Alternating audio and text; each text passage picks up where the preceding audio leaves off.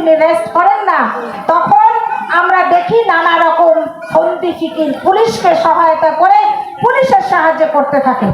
আমরা কংগ্রেস কর্মীরা আপনারা পঞ্চায়েতে লড়াই করে এই ভিডিও অফিসে আপনারা আন্দোলন করে পিটিয়ে তাড়িয়েছিলেন। আগামী দিনেও প্রস্তুত থাকুন, যেভাবে পঞ্চায়েত লড়েছেন সেইভাবে বিধানসভা ভোট লড়বেন।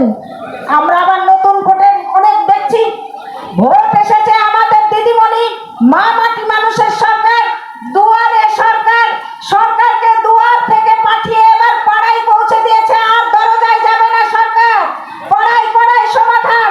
আস্তে আস্তে দেখলাম সমাধানের কি অবস্থা, রাস্তায় একেবারে পুকুর খাল মাগুর মাছ জিওল মাছ ছেড়ে দিলে আরামসে মাছ চাষ করা যাবে। তাই পাড়ায় পাড়ায় সমাধানে কংগ্রেস কর্মীদের বলছি, আপনারা সচেতন থাকবেন, প্রত্যেকটা পাড়ার প্রত্যেকটা সমস্যা তুলে ধরবেন এবং আদায় করে নেবেন।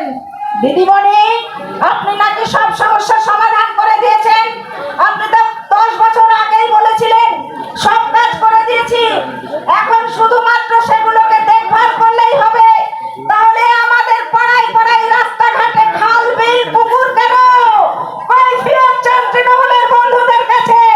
কারণ এই রানীনগর ব্লক পঞ্চায়েত থেকে শুরু করে পঞ্চায়েত সমিতি, জেলা পরিষদ, এমএলএ, এমপি, ত্রিস্তর নয় চতুর্স্তরে আপনারা এই অবস্থা কেন?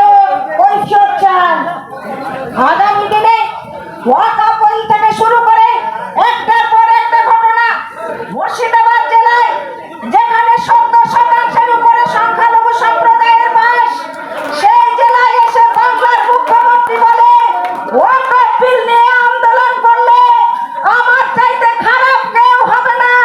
প্রশ্ন করুন তৃণমূলের বন্ধুদেরকে, আমার বাপ দাদার কবরস্থান, আমার বাপ দাদার মসজিদ আপনারা দখল করবেন আর বাংলার মুসলিম সম্প্রদায় বসে থাকবে, তা হতে পারে না।